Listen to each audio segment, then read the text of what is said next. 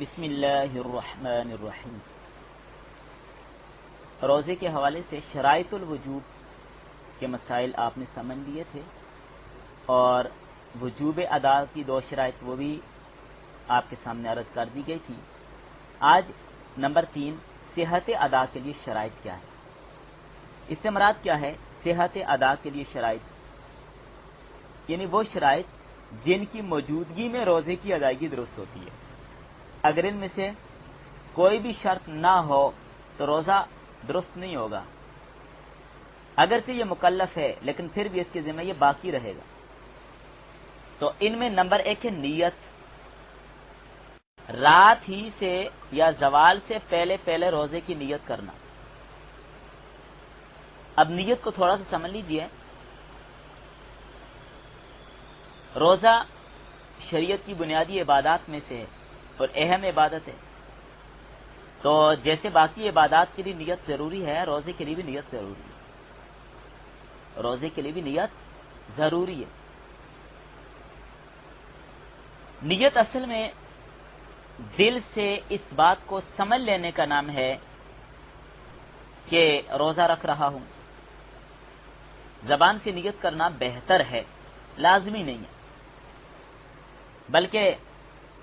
سحری کھانا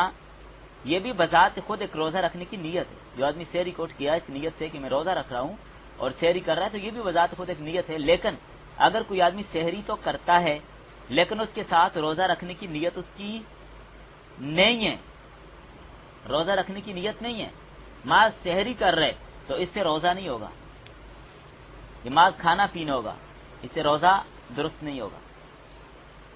تو روزہ رکھنے کے لیے کہ قطعی نیت، قطعی ارادہ ہونا چاہیے، قطعی ارادہ ہونا چاہیے کہ روزہ رکھ رہے ہیں۔ اور پھر نیت کے اندر استمرار بھی ہونا چاہیے، یعنی رات سے نیت کرنے کے بعد صبح صادق سے پہلے اس نیت سے رجوع نہ کرے۔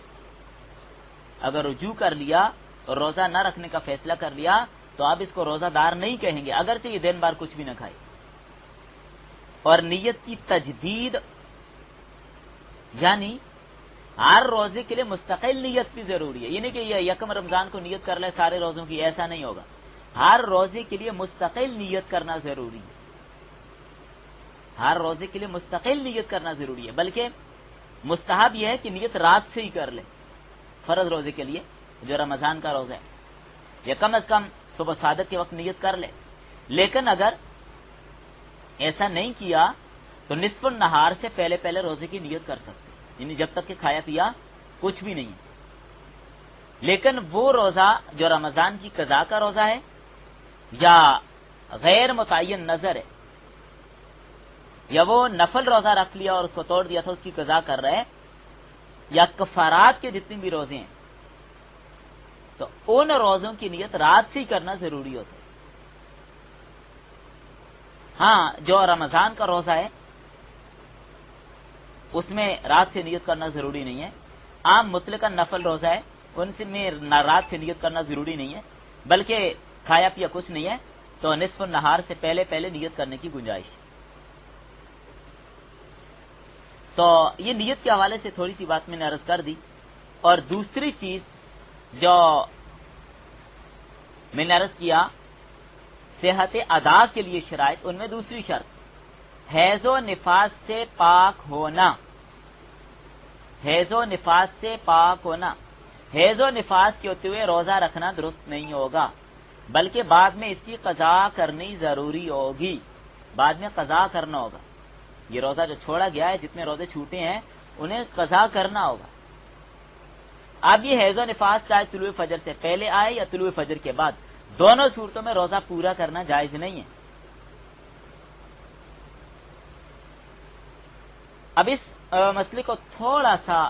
میں تفصیل سے سمجھا دیتا ہوں، کیونکہ یہ مسئلہ ذرا دقیق ہے، اس حوالے سے چند موٹی سی باتیں ذہن میں رکھیے گا۔ یہ اس کا تعلق صرف حیض و نفاس کے ساتھ ہے، جنابت کے ساتھ نہیں ہے۔ اب دیکھیں نا، اگر کسی آدمی نے جنابت کی حالت میں سحری کر لی، سحری کا وقت ہو گیا اور یہ جنابت کی حالت میں ہے، اب یہ سمجھتے ہیں کہ جی اگر ہم نے غسل کر لیا تو سحری نہیں کھا سکیں گے، سحری نکل جائے گی، تو لہذا پہلے سحری کر لیں غسل بعد میں کر لیں، اگرچہ صبح صادق کا وقت ختم ہو گیا اور یہ فجر کا وقت داخل ہو گیا، صبح صادق سے پہلے غسل نہ بھی کر سکے، فجر کا وقت داخل ہو گیا، صبح صادق آ گئی، تب بھی انہوں نے غسل کر لیا تو ان کے روزے پر کوئی فرق نہیں پڑتا۔ جنابت کی حالت میں مرد یا عورت نے ان پر غسل فرض تھا،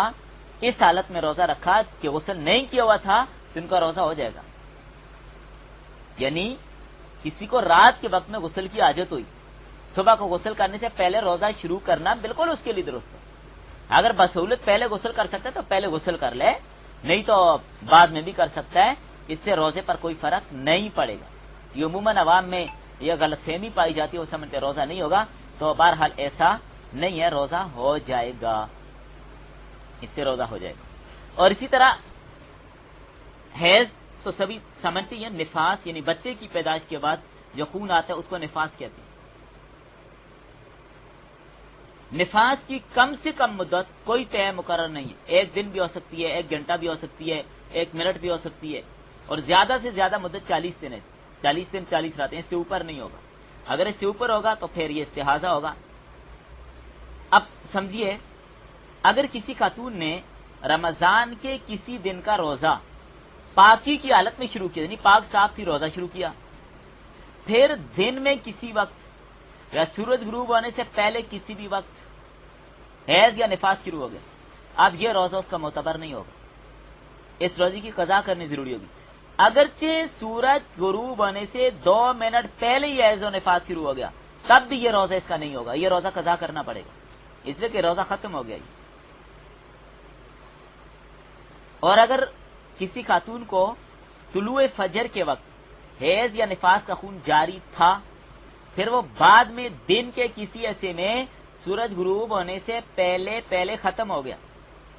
تب بھی اس دن کا روزہ نہیں ہوگا، اس کی قضا کرنی ہوگی۔ دیکھیں، میں نے عرض کیا، اگر طلوع فجر کے وقت حیض و نفاس کی حالت میں تھی، اگرچہ اس نے کھایا پیا کچھ نہیں ہے، صبح اذانوں کے بعد یا دن میں کسی وقت یہ حیض سے پاک ہو گئی، اگرچہ اس نے کچھ کھایا پیا نہیں ہے، اس کا یہ روزہ معتبر نہیں ہوگا، یہ روزہ نہیں ہوگا، اس لیے کہ پاکی کی حالت میں شروع نہیں ہوگا، اس روزے کی قضا کرنی ہوگی۔ اور یہ مسئلہ بھی سمجھ لیجئے، جس عورت کے حیض یا نفاس کا خون کسی دن طلوع فجر سے کچھ وقت پہلے ختم ہو گیا، یعنی یوں سمجھ لیجئے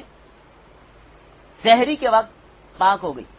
ابھی فجر طلوع نہیں ہوئی تھی، صبح صادق نہیں ہوئی تھی، سحری کے وقت پاک ہو گئی، اب اس دن کا روزہ رکھنا اس کے لیے درست ہے۔ اور اگر کوئی عورت رات کو سورج غروب ہونے کے بعد حیض و نفاس کی حالت میں تھی اور اس کو اندازہ تھا کہ طلوع فجر سے پہلے وہ پاک ہو جائے گی، اس لیے وہ رات کو ہی اگلے دن کے روزہ کی نیت کر کے سو گئی اور پھر طلوع فجر سے پہلے پاک ہو گئی، تو اس کا روزہ رات کی نیت سے درست ہو گیا، اس کو دوبارہ نیت کرنے کی ضرورت نہیں ہے۔ اور اسی طرح رمضان کے جس دن عورت کو حیض یا نفاس آ جائے، اس دن کے باقی حصہ میں اس کو کھانا پینا جائز ہے، لیکن کھلے عام کھانے پینے کی اجازت نہیں ہے۔ یعنی رمضان کے جس دن عورت کو حیض یا نفاس شروع ہو جائے، مثلا دن 10 بجے نفاس شروع ہو گیا یا حیض شروع ہو گیا، اب باقی ٹائم اس کے لیے کھانا جائز ہے، کیونکہ روزہ تو اس کا نہیں ہوگا، اب کھانا پینا اس کے لیے جائز ہے، لیکن سریعام نہ کھائے، اسی روزے کا تقدس اور احترام پامال نہ ہو، چھپ کر پوشیدہ طور پر کھانا چاہے تو کھا سکتی ہے۔ لیکن اگر یہ بات سمجھنے کی ہے، اگر اس کے برعکس ہو جائے، یعنی اگر عورت دن کے پہلے حصے میں حیض و نفاس کی حالت میں تھی، روزہ نہیں رکھا ہوا تھا، پھر کسی ٹائم دن کو وہ پاک ہو گئی، مثلا دن 12 بجے 1 بجے 2 بجے 3 بجے پاک ہو جاتی ہے، تو پاک ہونے کے بعد سورج غروب ہونے تک اس کے لیے کھانا پینا درست نہیں ہے، اب کھانے پینے سے رکنا اس کے لیے واجب ہوگا۔ اگر وہ اس واجب پر عمل نہیں کرے گی، اس پر توبہ کے علاوہ کفارہ وغیرہ کچھ بھی واجب نہیں ہوگا، صرف توبہ استغفار کر لے بس، کفارہ وغیرہ کچھ بھی نہیں ہوگا۔ لیکن دن میں پہلے حیض کی حالت میں تھی، روزہ نہیں رکھا ہوا تھا، روزے کے دن میں کسی ٹائم پاک ہو گئی، اب اس کے بعد کھائے پیے نہ، اب اس کے بعد کھانے پینے سے بچے، اگر کھا پی لیا تو اس پر استغفار کرنا ہوگا اسے۔ اور اسی طرح اگر کوئی عورت رمضان کا روزہ قضا ہونے سے بچنے کی یہ تدبیر کرے کہ حیض روکنے والی کچھ دوا وغیرہ میڈیسن وغیرہ استعمال کرتی ہے، حیض کو روکنے کے لیے کوئی میڈیسن دوا وغیرہ اس نے استعمال کی جس کی وجہ سے حیض کا خون روک کیا، تو جب تک حیض نہیں آئے گا روزہ رکھنا صحیح ہوگا، اور ان روزوں کی قضا کرنی بھی ضروری نہیں ہوگی۔ لیکن اگر گولی کھانے کے باوجود حیض نہیں رکا، حیض آ گیا، اب روزہ رکھنے اس حالت میں درست نہیں ہوگا، اب اس حالت میں روزہ رکھنے اس کے لیے درست نہیں ہوگا۔ تو یہ صحت ادا کے لیے جو شرائط ہیں وہ تھوڑی سی میں نے عرض کی ہیں، اور یہ ان میں بہت ساری چیزیں بہت اہم ہوتی ہیں، خصوصاً خواتین کے جو مسائل ہوتے ہیں یہ بہت دقیق مسائل ہوتے ہیں، خواتین کے لیے ان مسائل کو سیکھنا اور سمجھنا بہت زیادہ ضروری ہوتا ہے، اس لیے ان معاملات میں کوتاہی نہیں کرنی چاہیے، خواتین کو یہ مسائل سیکھنے چاہیے، اس لیے کہ فرائض کا تعلق اس کے ساتھ ہے، رمضان کے روزے ہیں، نمازیں ہیں، بہت ساری چیزوں کا اس کے ساتھ تعلق ہوتا ہے، تو یہ مسائل سیکھنا خواتین پر فرض ہے، لازمی اور ضروری ہے، ان مسائل کو سیکھنے کی کوشش کریں۔ تو بہرحال یہ تو چونکہ مختصر وقت ہے اس لیے تھوڑی سی میں نے وضاحت اس حوالے سے کر دی ہے، تو امید ہے کہ انشاءاللہ یہ بات سمجھ آ جائے گی۔